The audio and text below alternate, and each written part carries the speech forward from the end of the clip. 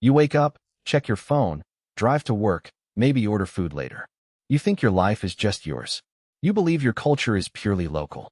But what if nearly every tool you use, every freedom you enjoy, and even the way you think about inventing something new, all started with one country's simple, almost forgotten idea? It's a silent force that rebuilt the planet. That silent force sounds huge, right? But it actually started with a really simple promise. Way back in 1790, America basically said, if you invent something, you own it. No one can just take your idea. That simple rule changed everything. It meant that regular people, not just governments, had the power to create the future. It's the reason we have airplanes, light bulbs, and the smartphone in your pocket. But here's the thing, it didn't stop with gadgets. That same American mindset went on to shape the movies we watch, the music we hear, and even the basic freedoms people have around the world. So how did one country's simple approach to new ideas end up quietly changing everything? Let's break it down. It all starts with a blueprint, a set of rules baked into the system from day one. This wasn't some happy accident. It was a deliberate plan.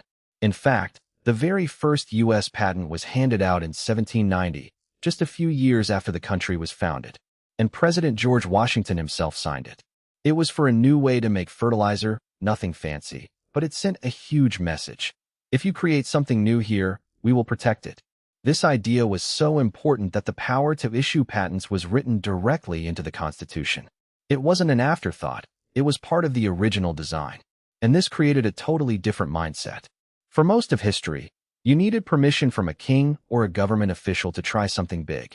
You needed a license, you needed approval. But in America, the government's job wasn't to give permission. Its job was just to get out of the way. The idea was simple. You don't need to ask to invent something, but if you do, we'll make sure nobody can steal it. That's why you get these classic American stories. The Wright brothers didn't need a government grant to figure out flight. Thomas Edison didn't need a permit to invent the light bulb. And decades later, Steve Jobs and Steve Wozniak didn't need anyone's approval to build a computer in a garage. These aren't just feel-good stories. They're proof of the blueprint in action.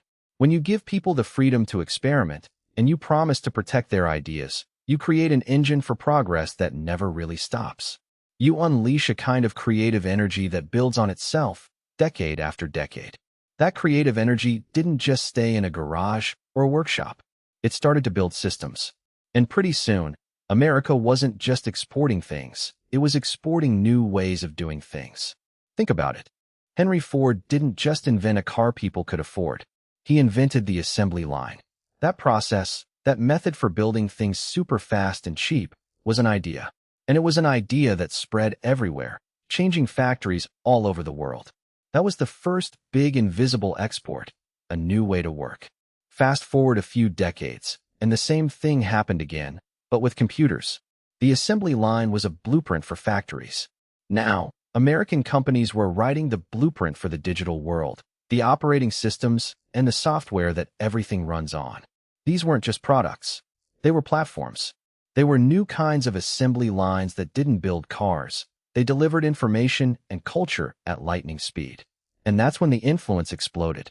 Suddenly, American news, movies, and music could reach almost anywhere on the planet. Back in the 1940s, the Associated Press was selling news to about 38 countries. By the early 50s, that number had nearly doubled to 70.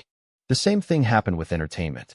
Today, if you walk into a movie theater in Europe or Asia, there's a good chance nearly half the films are American. In Latin America, it's closer to 2/3. This got so big that back in 1947, a delegate from India stood up and basically asked, if you believe in equal access to culture, shouldn't you help developing countries like ours tell our own stories to the world? That shows you the scale of this. It was so powerful that it felt like a one-way street. This influence goes deeper than just what's on a screen. A teacher in France noticed that his students weren't just learning English anymore. They were specifically learning American English, because it's what they heard in movies and on TV. That's the real invisible export. It's not just a product. It's an idea that quietly changes the way people talk, think, and see the world. This wasn't just an accident of culture spreading. Sometimes, this new software was installed very deliberately.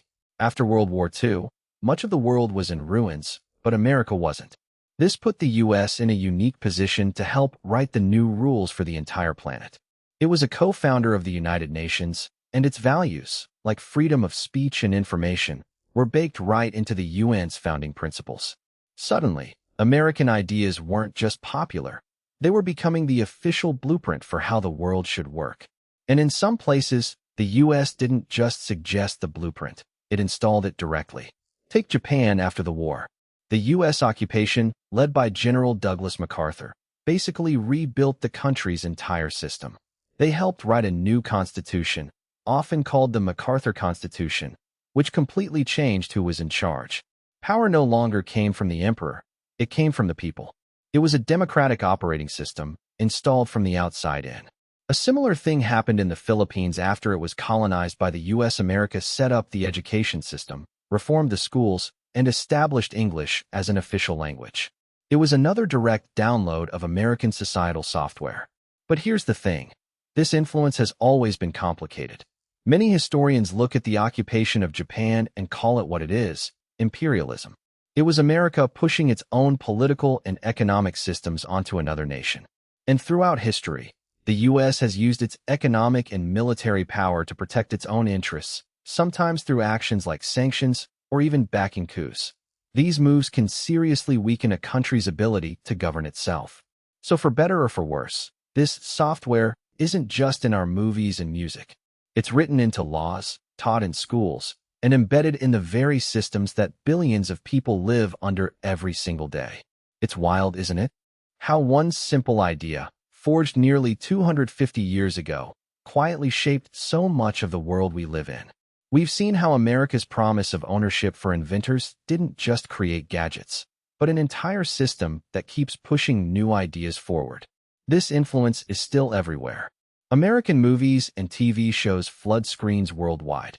In 2016 alone, Hollywood films made up over half of global ticket sales. It's not just entertainment.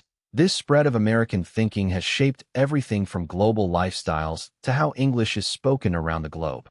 And when it comes to new tech, America still leads. From AI to electric cars, the core freedom to just build things without needing permission, an idea from 1790, keeps new ideas flowing. This belief, letting people create and then getting out of the way, has powered innovation for almost 250 years, ensuring inventors and startups keep pushing boundaries. It's this unique, ever-changing approach that built a silent force, quietly reshaping the planet. But as the world keeps spinning, what new kinds of American ideas will continue to shape our future? What unforeseen forces are already being set in motion? If you want to keep exploring the invisible threads that connect our world and uncover what's coming next, make sure you stick around. Don't miss the journey. Hit that subscribe button.